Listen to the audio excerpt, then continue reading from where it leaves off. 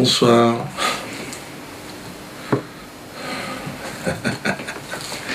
Non, c'est la guerre, là, vraiment, il y a des tensions extrêmes. Vous avez vu un petit peu la réputation qu'on essaye de me mettre sur le dos. Je serais vraiment la dernière des crevures. Vous avez vu ça? Apologie d'actes de terrorisme.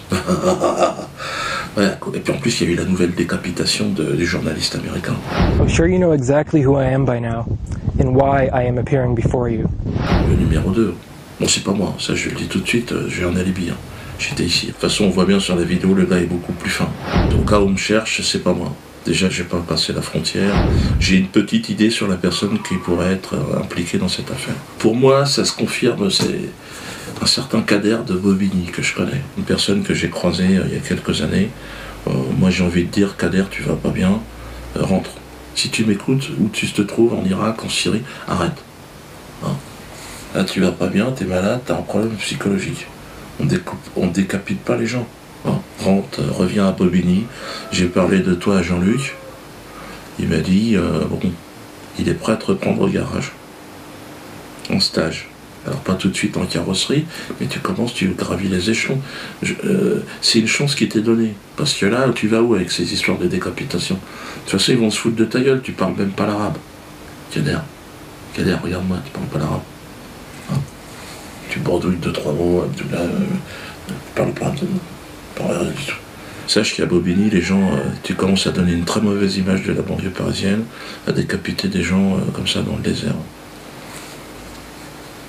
Les enfants qui s'identifient commencent à décapiter des chats. Aujourd'hui un chat, demain c'est quoi? Une maîtresse d'école? T'as pensé aux jeunes? Il y a même l'imam de Cergy-Pontoise, Boubacar. Je l'ai croisé l'autre jour, Bouba, je lui ai dit qu'est-ce qui se passe? Il me dit bon bah il déconne, c'est pas l'islam. Décapiter un homme avec un couteau à beurre comme ça de manière un peu complètement dis-donc. Il me dit ça aurait été un couteau à pain, c'est pareil, la question n'est pas là. Il me dit on ne décapite pas les gens. Tu bosses en fait pour le sionisme, tu bosses pour les Rothschild, là, sans le savoir. Hein, à ton insulte, ton plein gré, j'ai envie de dire. Donc allez, ressaisis-toi. Bon, alors le procès contre mon directeur de la publication, Germain Gueff. J'aide beaucoup les dernières fois, mais Ludo, je comprends pas, c'est ton directeur de la publication, qu'est-ce qui se passe? Bah ça foire.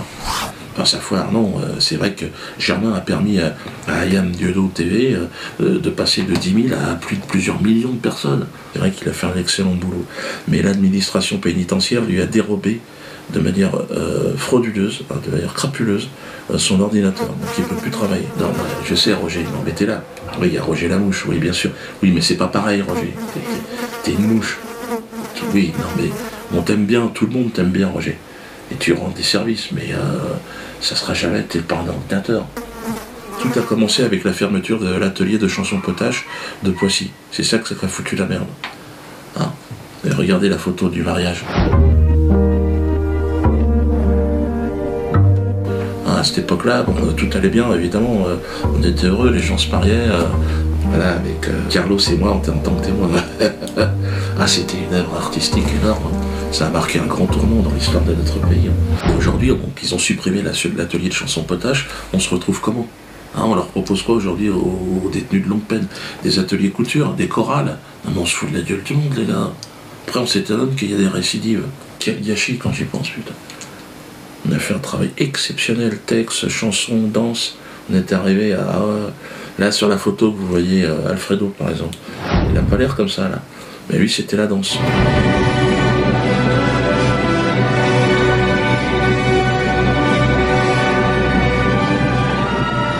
Au départ, Alfredo, c'est pas la danse. Hein. Enfin, il a fait danser des gens, mais... Bon. Et aujourd'hui, il danse. Il faut savoir qu'il tient les pointes, il tient 30 minutes. J'ai vu un petit rat de l'opéra, il m'a dit c'est exceptionnel. J'ai dit, ben ferme-la. Évidemment que c'est exceptionnel. Carlos, tiens, vous voyez ici, il est bientôt dans sa 20e année, lui. Il n'a plus rien à faire là, donc enfin bon.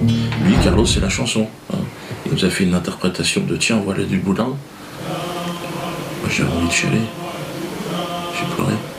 J'ai pleuré quand j'ai entendu Tiens, voilà du boudin. Et ça, personne ne peut le savoir. Il faut qu'on puisse partager tout ça. Aujourd'hui, on a Minouche, Mehdi Minouche. Et il voulait faire un attentat au 14 juillet, on a l'impression que... Et on s'étonne. Pourquoi? Parce que les prisons françaises fabriquent des hystériques. Minouche, pour l'instant, il est enfermé dans une logique. Il faut l'aider, Hein. Moi, Minouche, vous me le laissez entre les pattes, Minouche, en 6 mois, Je t'en fais un petit chaton, Minouche. Et je lui mets une petite coupelle de lait, il vient laper. Il est pédard, il est tranquille. Il te fait un salto dans la piscine, il pense plus, lui, à aller égorger des gens.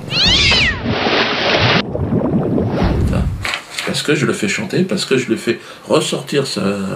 Ah ouais. Et Christiane, qu'est-ce qu'elle fait pendant ce temps-là? Mariez-vous, enculez-vous en prison, je crois que j'ai lu ça.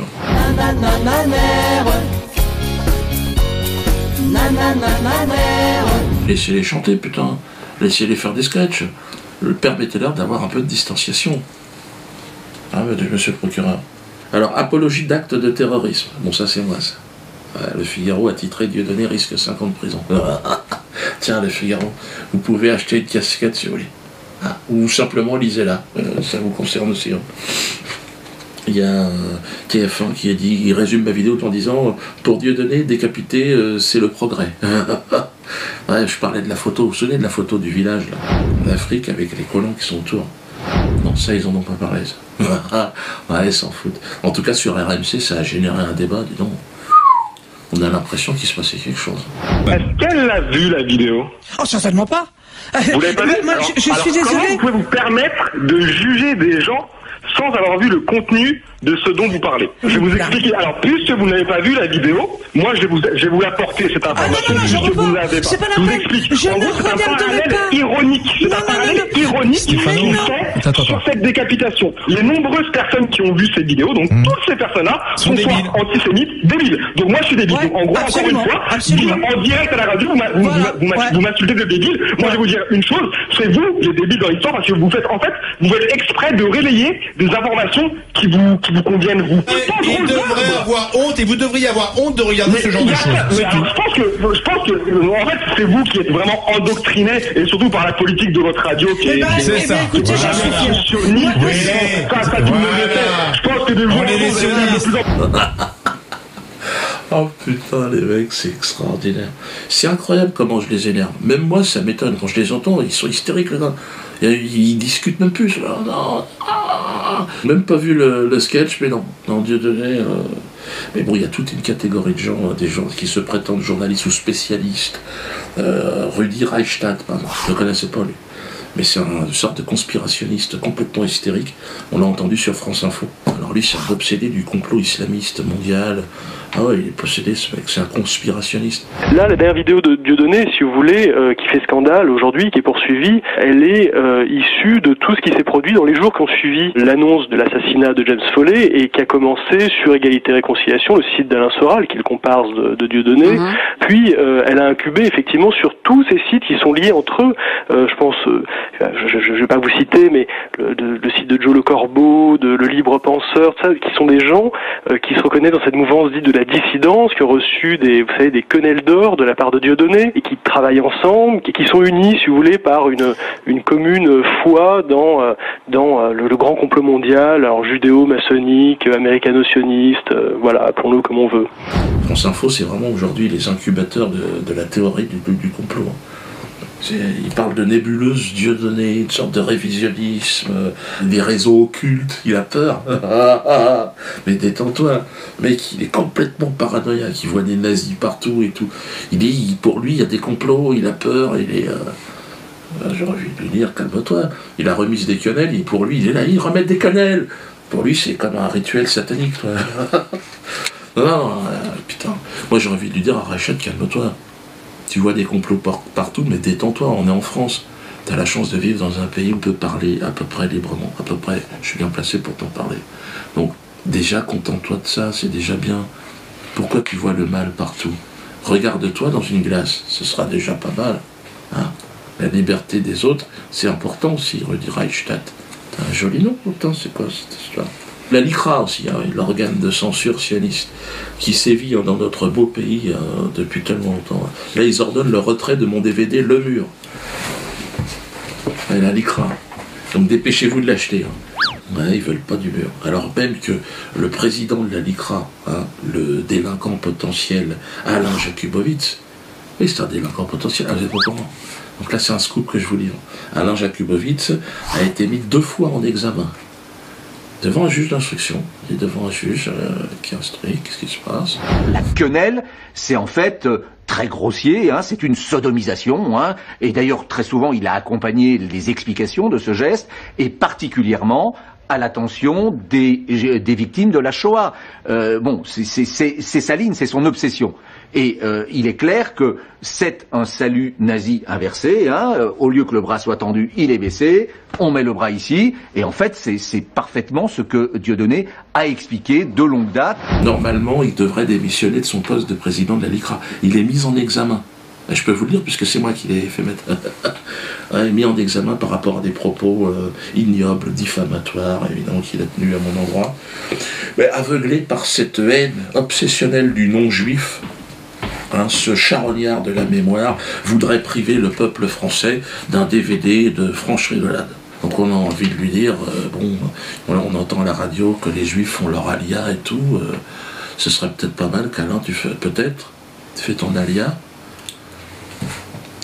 ou pas, ou autre chose, mais parce que là si ça va pas, si t'es pas content, à un moment donné, peut-être ils ont des programmes audiovisuels qui t'amusent là-bas plus qu'ici. Peut-être que tu n'es plus adapté à une époque où, je sais pas, parce qu'ici le rire, en France, ça a toujours été une tradition de libre pensée, tu comprends?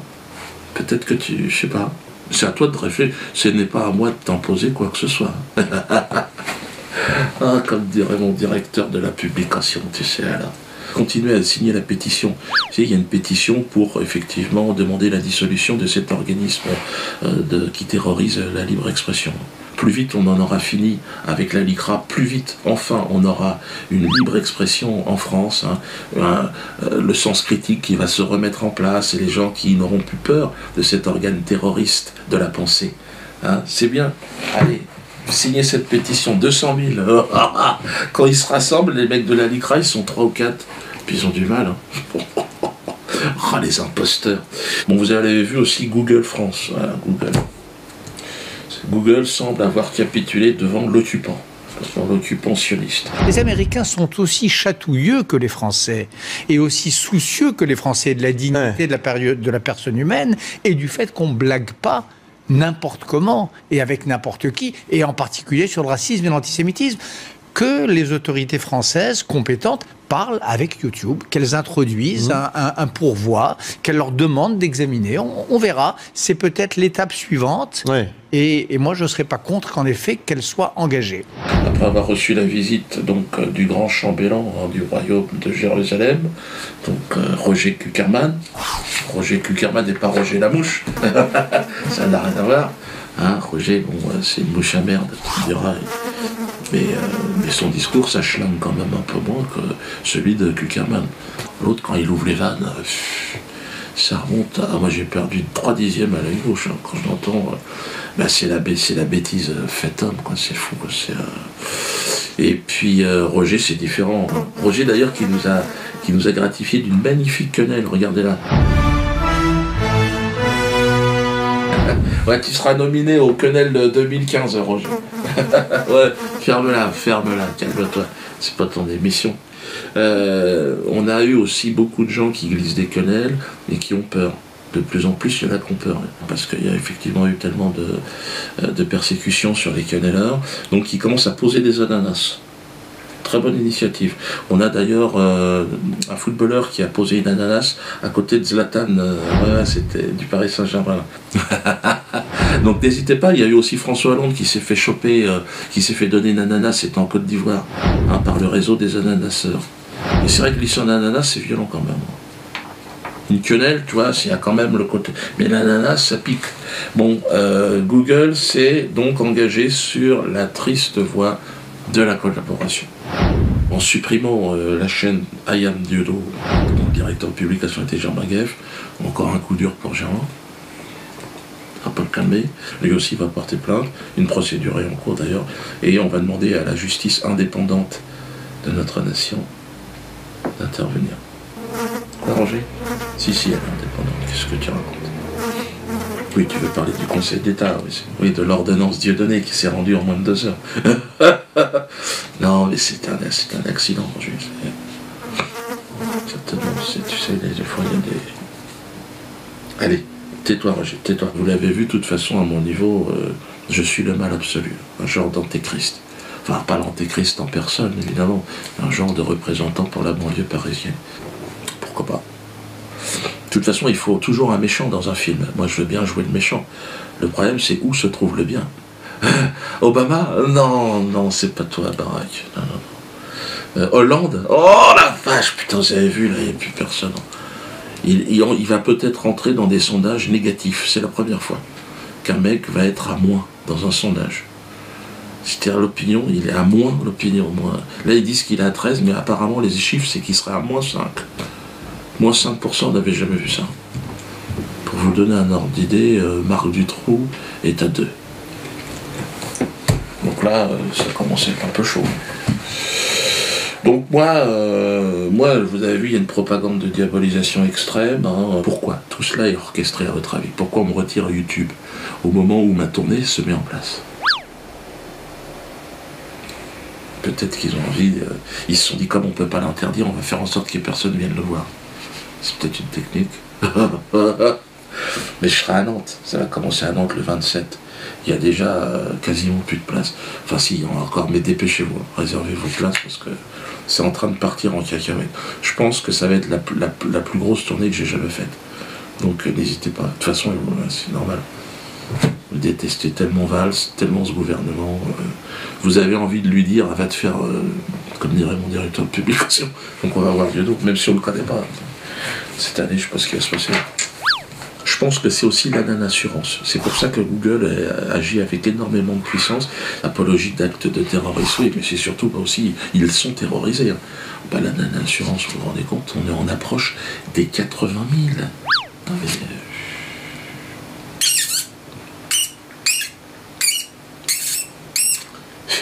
là, on est en terrasse. Là, ce qui est en train de se passer, on est ailleurs. Donc là, on est en phase d'atterrissage. Parce qu'on a dit que ça serait des 100 000. Hein, donc là, PNC aux portes, oui, préparez-vous à l'atterrissage. Moi j'ai la mouche, ouais, on commence à descendre. Sortez le train d'atterrissage, 100 000. On est près des 100 000. Ferme-la, ferme-la, ferme-la, Roger. Hein, donc on va atterrir à 100 000. Et 100 000, bon, c'est le point de départ. C'est pour ça qu'ils sont terrorisés en face. Parce que l'assurance, après la banque... Après, on fait ce qu'on veut, en fait. À partir du moment où on représente, vous voyez, un pouvoir comme ça, un contre-pouvoir, 100 000 personnes, c'est énorme. En parlant de terreur, il y a eu le bouquin de Trierweiler, et là, maintenant, il y a celui-là. Ça va être la deuxième étape. Trierweiler, c'est les affaires de Fion, et ça, c'est les affaires de justice. Le gouvernement, normalement, ne devrait pas accepter ce bouquin. C'est mes deux avocats, de Stefano et Mirabeau, qui l'ont écrit. Même moi, j'ai peur de ce qui va se passer. Hein. Parce que là, il y a une enquête parlementaire qui va être dans la continuité de cet ouvrage. On a déjà 2 députés qui ont dit, vous savez pas, on s'en occupe. Là, on a les preuves, hein, et donc c'est dans le bouquin, hein, de l'argent, comment il est dépensé en France, notamment en ce qui concernait mon affaire. Et vous allez être très surpris de savoir ce qui s'est passé. Même moi, je suis sur le cul. Moi, je l'ai posé là, j'ai même peur de... Là, ça sent le soufre. Je vous en avais parlé il y a quelques mois. C'est parti. Et si je vous dis qu'ils m'ont fait un chèque, qu'est-ce que vous me dites? Un chèque pourquoi? Pourquoi l'État français, je fais un chèque de 200 000 €? Je pose la question. On vous a pas tout dit? Donc Manu, accroche-toi maintenant. Enfin, accroche-toi à quoi? Il y a ta bonne femme qui va pouvoir essayer de te reconsoler, mais là, ta carrière politique s'arrête avec la sortie de ce bouquin. Tout est dedans. Allez.